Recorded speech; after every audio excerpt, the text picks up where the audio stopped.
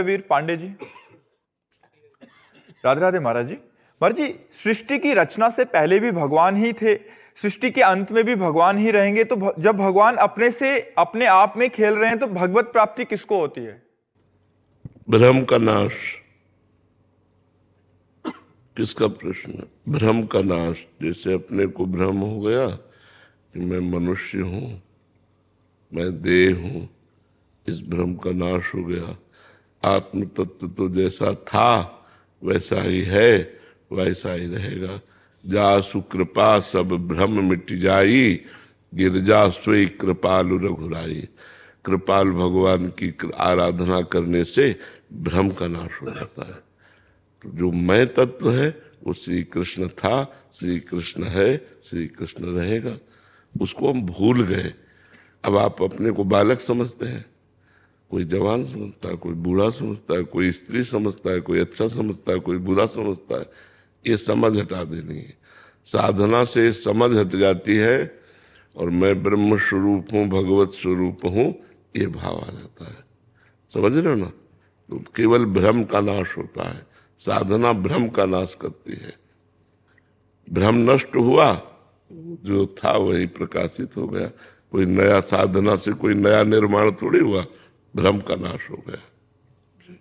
साहिल बहयाल जी, राधा वल्लभ श्री हरिवंश महाराज जी। महाराज जी, आपने एक सत्संग में कहा था कि अपने नाम रूपी धन को व्यर्थ ना गवाएं।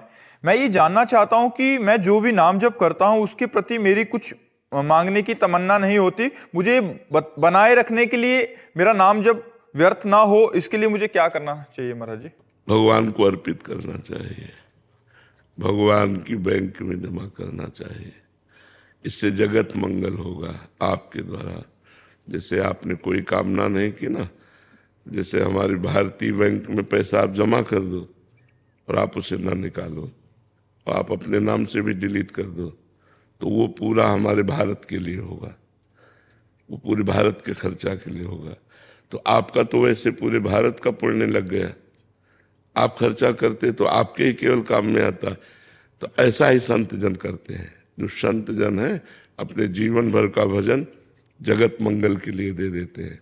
भगवान को समर्पित करके सर्वे भवन्तु सुखिना, सर्वे सन्तु निरामया, सर्वे भद्राणि पश्यन्तु माँ कश्चित् दुःख भाग् भवेत्। मेरे भजन का फल हो, सब सुखी रहें, सब निरोग रहें, किसी को कोई कष्ट न हो। इसीलिए संतों को जगत पूज्य कहा गया। तो ये साधु भाव है कि मैं जो भजन करता हूँ मुझे इसका कोई फल नहीं चाहिए, इसका जगत मंगल हो, भगवान जो चाहे वो करें, ये मैं भगवान को समर्पित करता हूँ। गुरुदेव, जैसे कोई इच्छा या कोई कामना नहीं है, उसके लिए धन खर्च होता है, तो अगर कोई प्रारब्ध ऐसा आ जाता है कि आपको या श्री जी को या ना कहना चाहूँ तो वो प्रारब्ध टल जाएगा कि यही यहाँ बात धन लगेगा, इच्छा रूप धन लगेगा जो नहीं, प्रारब्ध को यदि आप टालना चाहेंगे संकल्प करके तो टलेगा, नहीं तो प्रारब्ध भोग लेंगे और हमारा भजन सर्वमंगल में लग जाएगा। अगर प्रारब्ध को टालना चाहें तो जैसे अपने लोग होते हैं, अपने प्रारब्ध को नहीं टालते, अपने भोगने सब कुछ भोगने के लिए तैयार है। गर्मी सर्दी मान अपमान सब भगवान के लिए सब कुछ सहने के लिए तैयार है। तो शरीर के प्रारब्ध की क्या बात है। लेकिन आपको अधिक दुखी देखा कि आप बहुत दुखी हैं, तो हमारे मन में संकल्प बना कि भगवान आपके दुख को हमें दे दें, तो आपका दुख टल जाएगा। और अगर हम स्वयं ले लेंगे तो हमारा भजन नष्ट नहीं होगा। और अगर हमने भजन के द्वारा नष्ट कर दिया तो भजन फिर जाएगा और आपके प्रारब्ध को नष्ट। ऐसे जगत मंगल होता है। संत महात्माओं के द्वारा जो जगत का हित होता है कि आपने कहा नहीं और हमने कुछ नहीं कहा और आपकी कामना पूर्ति हो गई, ये होता है। आप गए, आपका दुख निवृत्त हो गया। आप अपने भावना से जैसे आओगे तो दुख निवृत्त हो जाएगा। और आपने कुछ कहा नहीं और हमने कुछ कहा नहीं, तो आपका सदा सदा के लिए दुख निवृत्ति का मार्ग खुल जाएगा। निष्काम भाव, भगवान की प्राप्ति का मार्ग। संतों की बड़ी महिमा है, उसका कारण भजन है। वो भजन के प्रताप से जगत मंगल करते रहते हैं। उनके पास वही आ सकता है जिस पर भगवान की विशेष कृपा है। बिनु हरि कृपा मिले नहीं संता, अब मोहि भा भरोसा हनुमंता। तो वो संता का तात्पर्य केवल वेश से ही नहीं है, उद्देश्य से है। जिसे आप उद्देश्य से कर रहे हो तो संत ही हो। भगवान के चरणारविंद का चिंतन करना, जगत का मंगल होना, किसी से कोई चाह न रखना, यही तो संतों की स्थिति है। तो इस स्थिति को संत कहा गया। जैसे प्रधानमंत्री किसी व्यक्ति का नाम नहीं है, एक पद का नाम है, ऐसे महात्मा किसी वेश या व्यक्ति का नाम नहीं है, स्थिति का नाम है। महान आत्मा, आत्मा तो वही है, लेकिन महान शब्द इसलिए लग गया कि स्व सुख इच्छा का त्याग कर दिया। स्वसुख इच्छा का त्याग करने वाला, तत्सुख भावना में स्थित, उसे महात्मा कहते हैं। तो ये बहुत उत्तम बात है और यही मनुष्य जीवन का लाभ है। और जब आप नहीं चाहेंगे तो सारी जिम्मेवारी भगवान की बन जाती है। वो आगे सामने कांटा है, ये तो देख नहीं रहा, तो वो कांटा किसी व्यक्ति के रूप में आकर हटा देंगे या आपके पैर का साइड बदल देंगे। ये उनका कार्य होगा, आपका कार्य नहीं होगा। बड़ा आनंदमय मार्ग है, लेकिन संसारी पुरुष इसे समझते नहीं। संसारी पुरुष बिना कामना और इच्छा के जीवन ही नहीं समझते, बिना कामना और इच्छा का जीवन ही नहीं समझते। और सही पूछो तो सही जीवन वही है जिसमें कोई कामना और इच्छा नहीं है। जी। श्रुतिका जी, श्री हरिवंश महाराज जी। महाराज जी, ये उम्र ऐसी है कि कभी कभी भगवान की भक्ति में बहुत मन लगता है, किंतु कभी कभी जिज्ञासा के कारण मन कम भी लगता है। तो भक्ति के इस उतार चढ़ाव के कारण भगवान हमसे नाराज तो नहीं होते कि कभी तो ये अच्छी भक्ति? कोई बिल्कुल भक्ति न करे तो भी भगवान नाराज नहीं होते, कोई खूब पाप करे तो भगवान नाराज नहीं होते। आपको बीज दे दिया गया और खेती दे दी गई, जैसा मना वैसा बो, काटना आपको पड़ेगा, काटना आपको पड़ेगा। अगर आप गेहूं बोते हैं तो दाग छुआरा खाने को नहीं मिलेगा, बमूल बोते हैं तो आपको रोटी खाने को नहीं मिलेगी।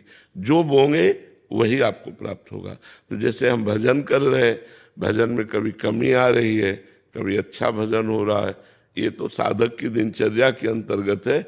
हमको हठी स्वभाव बनाना पड़ेगा। जैसे हम अपने व्यापार में अगर 500 रुपया प्रॉफिट आज की और 10 दिन लगातार 500 रुपया प्रॉफिट हुई, तो 11वें दिन 300 रुपया हमें बर्दाश्त नहीं होंगे। ऐसे ही साधक भजन का होता है कि हमारा इतना भजन चल रहा है, वो अगर कम हुआ तो बेचैन हो जाता है कि नहीं यार ये बर्दाश्त। अगर वो बर्दाश्त करना सीख गया तो विषयों में गिर जाएगा। जो बर्दाश्त करना सीख नहीं गया भजन को, भजन की कमी बर्दाश्त नहीं, चाहे प्राण निकल जाए, एकदम जिद्दी स्वभाव, वो क्रॉस कर गया, वो माया को क्रॉस कर गया। वैसे तो साधक अवस्था में कभी मन, नियम को नहीं तोड़ना, हमारी बात समझना। अगर सही मार्ग में चलना चाहते हो तो मानो हमने 2 घंटे का नियम लिया या 11 माला का नियम लिया। अब मन लगे ना लगे मुझे 11 माला तक पहुंचना है। कभी मन लगता है, कभी नहीं लगता है, ये मायाकृत है। तो जब नहीं लगता है तो भी हमें अपने नियम की पूर्ति करनी है। जो नियम पर डटा रहता है वो क्रॉस कर जाता है माया को। और जिसका आज 20 माला जपा, 2 दिन कुछ नहीं जपा, वो माया पर विजय प्राप्त है। माया पर नियम बाई नियम कसता चला जाए अपने को जितना कसते चले जाओगे उतने ही आनंद का अनुभव होता जाएगा। और जब तक हमारे पाप नष्ट नहीं होते तब तक भगवदानंद की अनुभूति नहीं होती। जैसे आप माला जप रहे हो, भजन कर रहे हो, तो आपको अनुभूति नहीं हो रही, तो आप चिंता ना करो, वो प्रोसेस चालू है। नाम आपके पूर्व जन्मों के पापों का नाश कर रहा है। और जहां नाश हुआ, एक वो ऐसा आनंद आता है कि उसकी वाणी से हम वर्णन ही नहीं कर सकते। मतलब स्मृति लोप हो जाती है संसार की, एक भगवदा आनंद। वो कैसे अनिर्वचनीय बात को जो अनुभवगम में भजे जी संता, जिसे अनुभव के द्वारा, तो उसे वाणी के द्वारा कैसे वर्णन किया जा सकता है। बकाया नियम पूर्वक चलने वाला ही माया पर विजय प्राप्त करता है, ध्यान रख लेना। आज 11 माला जपा, कल 5 माला जपा, परसों 2 माला जपा, 4 दिन नहीं जपा, ये महत्वपूर्ण नहीं। 11 तो 11, अगर सुबह नहीं जप पाए तो दोपहर के नहीं जप पाए तो शाम के 24 घंटे में अगर 11 का नियम लिया है तो मन लगे ना लगे हम 11 माला क्रॉस करेंगे ही, 11 माला के नीचे नहीं रहेंगे हम। वो साधक, वो उपासक इस मार्ग में सफल होता है। अब जैसे चला कि मैं जो ब्रह्मचर्य रहना है, भ्रष्ट हो गया, फिर वो दांती पीसकर चला कि यार कैसे भ्रष्ट हो गया, कैसे भ्रष्ट हो, फिर चला, फिर भ्रष्ट हो गया। फिर वो चला, 1000 बार चाहे गिरे लेकिन हमें कदम पीछे नहीं वो क्रॉस कर जाएगा। जो यार अब तो बार बार गिर ही रहे हैं तो चलो, वो मर गया। हमारी बात अच्छे से समझ लेना है, बहुत बड़ी चढ़ाई है, इसमें अच्छे अच्छे फिसल जाते हैं। तो फिसलना कोई खास बात नहीं, लेकिन फिसल के पड़े रहना ये निंदनीय बात है। हमें तुरंत खड़े होना और चल देना है। परमार्थ पे मान लो कहीं हम लड़खड़ा गए, काम क्रोध आदि पर गिर गए, तो हमें पुनः चलना है। हमको इन शत्रुओं पर विजय प्राप्त करनी है, हमारा दृढ़ निश्चय हो। इसीलिए दृढ़, अचल ऐसे शब्दों का प्रयोग किया जाता है। बट विश्वास अचल निज धर्मा, अपने धर्म में अचल है, अडिग है, दृढ़ है, तभी इस मार्ग में चला जा सकता है। और किसी भी मार्ग में हो, अगर उच्चतम ऊंचाई पर पहुंचना है तो आपको संघर्ष करना पड़ेगा। संघर्ष से ही जीवन उन्नति को प्राप्त होता है। जो कायर पुरुष है वो तो किसी लायक नहीं होते। सर्दी है, ये है, कुछ रहे, अपने लक्ष्य के आगे कुछ रहे। जब अब देखो ऐसी सर्दी है, 20 वर्ष त्रिकाल गंगा स्नान, 3 बजे सुबह, 9 बजे दिन में, 4 बजे शाम के, त्रिकाल स्नान गंगा के 20 वर्ष। भोजन की व्यवस्था नहीं, रहने की व्यवस्था नहीं, और कभी स्वेटर और ये शाल और ये कंबल इनका प्रयोग नहीं किया, कभी प्रयोग नहीं किया। तो हाँ, जिद्दी स्वभाव। जैसे अब भीषण सर्दी लग रही, गंगा जी में डुबकी और मारी, खड़े हो गए गंगा जी। तो अपने शरीर को जैसा बनावे वैसा बनावे। एक बार चंद्रगुप्त मौर्य को जहर दे दिया गया, चाणक्य को पता चला। चाणक्य ने मुस्कुरा के कुछ नहीं होगा। बोले क्यों? बोले मैं वर्षों से जहर दे रहा हूं उसको। बोले मैं वर्षों से उसको जहर दे रहा हूं उसके भोजन में, उसको कुछ नहीं होगा। अभ्यास, वर्षों से उसको जहर दे करके सब पुष्ट कर दिया कि अगर तुम जहर एक खुराक दे दोगे तो कोई फर्क नहीं पड़ने वाला। तो अभ्यास योग युक्तेन चेतसा नान्यगामिना, हम ऐसा अभ्यास करें। देखो मनुष्य शरीर मिला, इसे आप जैसा बना लो वैसा बन जाएगा। श्री स्वामी अनंग बोधाश्रम जी एक हुए हैं असनी के, तो चित्रकूट में रामचरितमानस की लीलानुकरण हो रहा था।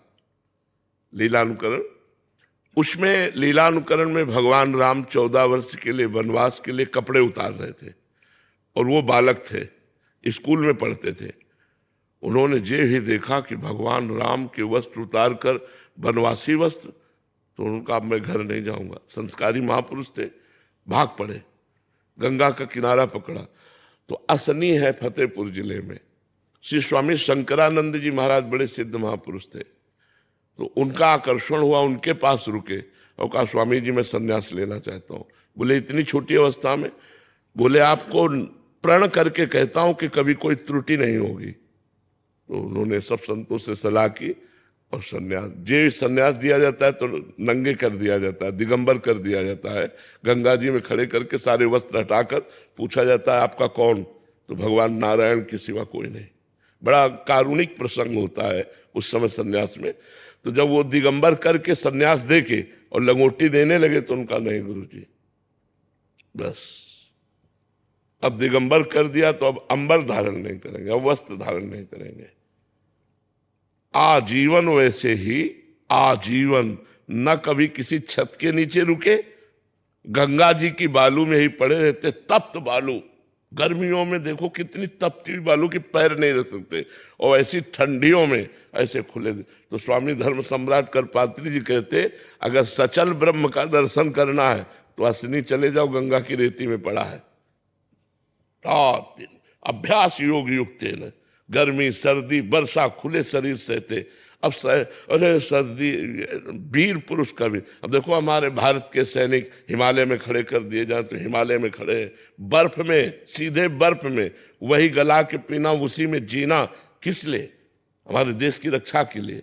उनका नियम, उनका प्राण, उनकी भावना, उनकी वीरता, हम उसे नमस्कार करते हैं। संत और सैनिक ये दोनों को हम समान देखते हैं, क्योंकि वो भी अपने परिवार से विलग, वो भी जगत मंगल के लिए संतजन, और वो भी अपने परिवार से विलग, और देश मंगल के लिए वो प्राणों को बलिदान किए, इसलिए हम दोनों का सम्मान करते हैं, संत और सैनिकों का विशेष, और करना भी चाहिए। भारत के सैनिक कोई पेमेंट के लिए नहीं है, प्राणों का बलिदान पेमेंट के लिए नहीं होता, वो देश रक्षा के लिए होता है। तो जो दृढ़ निश्चयी है, अब इनकी ट्रेनिंग देखो जब होती है, हम फतेहपुर फर्रुखाबाद गंगा के किनारे हैं, तो वहां देखा है रेत में दौड़ लगवा रहे हैं, और जरा सा गिर गया तो खड़े करके पीछे से मारा, बूट मुंह भरा, फिर गिरा, मारा थप्पड़ दर्द, तब वो जवान जाके ऐसा बनता है कि हजारों को गोली से उड़ा सके, और बॉर्डर पर खड़ा, सीमा पर खड़ा होकर के हमारे देश की रक्षा करता है। तो ऐसे ही ये भगवत मार्ग है, ये कोई ऐसा नहीं है। तो बिना कसाई के तो बात नहीं बनती, कसना पड़ता है, अपने को कसना पड़ता है, अपने समाज को कसना पड़ता है, तब वो हमारी समाज उन्नतिशील होती है। आज यही चीज गलत हो गई है, आज हमारे बच्चों में कसावट कम हो गई, जो नई पीढ़ी है उसमें कसावट, मनमानी आचरण कर रहे हैं तो गड़बड़ हो गया। अगर कसावट की जाए तो वही महापुरुष बन जाए, कसावट से ही महापुरुष होता है। जिस माता ने हृदय में कठोरता धारण करके अपने बच्चे को कड़े से कड़े शिक्षा और प्रकृति से लड़ना सिखा दिया, वही वीर महापुरुष बन गया। तो ये शरीर मिला है, आप इसे जैसे रख लो वैसे ये रहना सीख जाएगा। तो हमको चाहिए कि परमार्थ के नियमों में हम अपने को खरे उतारने की कोशिश करें, चूक जाए तो फिर उतारने की कोशिश करें। 100 बार चूक जाए तो हम 100 बार पीछे नहीं हटेंगे, हम एक दिन क्रॉस कर जाएंगे। ऐसा पुरुष निकल जाता है माया से। विक्रम